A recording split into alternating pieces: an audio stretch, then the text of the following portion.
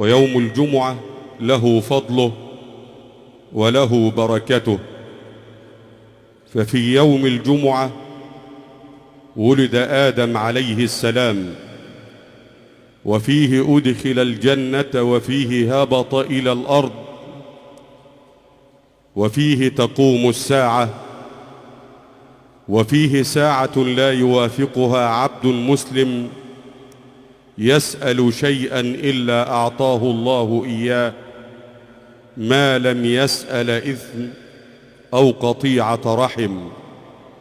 قال صلى الله عليه وسلم: أكثروا علي من الصلاة في ليلة الجمعة وفي يوم الجمعة، فإن صلاتكم معروضة علي. وقال صلى الله عليه وسلم: البخيل من ذكرت عنده فلم يصلي علي. وقال صلى الله عليه وسلم: من صلى علي صلاة صلى الله عليه بها 10. وأنشد محب للحبيب يقول: بذكر المصطفى ترتاح روحي، فعني يا هموم القلب روحي، كأني حين أذكره كطير أطير محلقا فوق السفوح، فكرر مدحه في كل حين، وقل يا نفحة المختار فوحي. وقال صلى الله عليه وسلم: أكثركم علي صلاة أقربكم مني مجلسا يوم القيامة.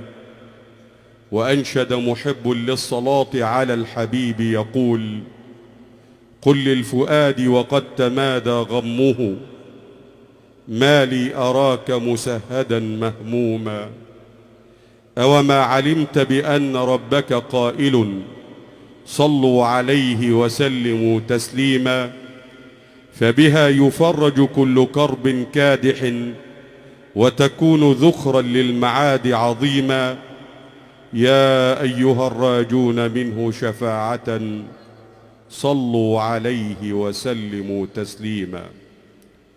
كذلك في يوم الجمعة يسن للإنسان أن يقرأ سورة الكهف، لقول سيدنا النبي صلى الله عليه وسلم: من قرأ سورة الكهف في يوم الجمعة أضاء له من النور ما بين الجمعتين.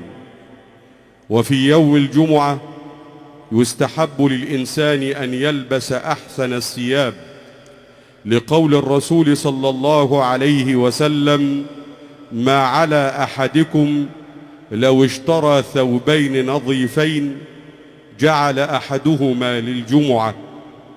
ويسن للإنسان في يوم الجمعة أن يغتسل، وأن يلبس أحسن الثياب، وأن يستاك بالسواك، وأن يمس الطيب إن وجد، وأن يذهب إلى المسجد مبكرا.